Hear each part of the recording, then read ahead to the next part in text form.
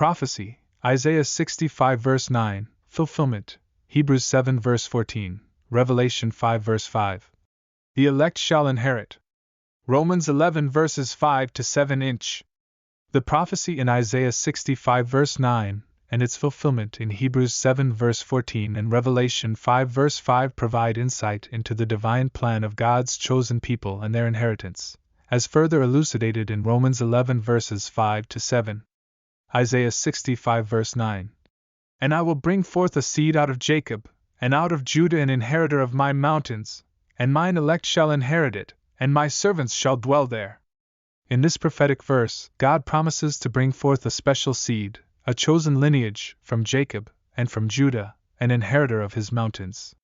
The elect, those whom God has chosen, will inherit this promise, and his servants will dwell in this inheritance. Hebrews 7 verse 14. For it is evident that our Lord sprang out of Judah, of which tribe Moses spake nothing concerning priesthood. This verse in Hebrews emphasizes that our Lord, Jesus Christ, came from the tribe of Judah. This lineage connects back to the promise in Isaiah 65 verse 9 regarding the inheritance from Judah. Revelation 5 verse 5. And one of the elders saith unto me, Weep not, behold, the Lion of the tribe of Judah, the Root of David, hath prevailed to open the book, and to loose the 7 seals thereof. In Revelation, the Lion of the tribe of Judah, the Root of David, symbolizing Jesus Christ, is seen as the one who prevails and has the authority to open the sealed book. This imagery ties back to the inheritance and lineage mentioned in Isaiah 65 verse 9. Romans 11 verses 5 to 7. Even so then at this present time also there is a remnant according to the election of grace. And if by grace, then is it no more of works, otherwise grace is no more grace.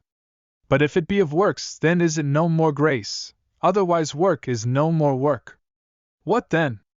Israel hath not obtained that which he seeketh for, but the election hath obtained it, and the rest were blinded. In Romans, we gain insight into the fulfillment of the prophecy. A remnant, chosen by the election of grace, has obtained the inheritance. The rest, in contrast, were blinded. This concept of God's election is key to understanding the fulfillment of the promise of inheritance mentioned in Isaiah 65 verse 9. Practical application. Embrace God's election. Understand that salvation and inheritance are granted by God's grace and election, not by works. It is a gift from God. Inherit God's promises. Just as the elect inherit God's promises, believers can trust in the promises of God, knowing that He is faithful to fulfill His word. Recognize Christ's authority. Recognize the authority and supremacy of Jesus Christ, the Lion of the tribe of Judah, who has prevailed and holds the key to God's plan. Share the good news. Share the message of God's grace and election with others, so that they may also become partakers of the inheritance. Conclusion. The prophecy in Isaiah 65 verse 9, fulfilled in Hebrews 7 verse 14 and Revelation 5 verse 5, with additional insight from Romans 11 verses 5 to 7, reveals God's sovereign plan of election, grace, and inheritance. As believers, we are part of this divine plan, sharing in the inheritance through God's grace.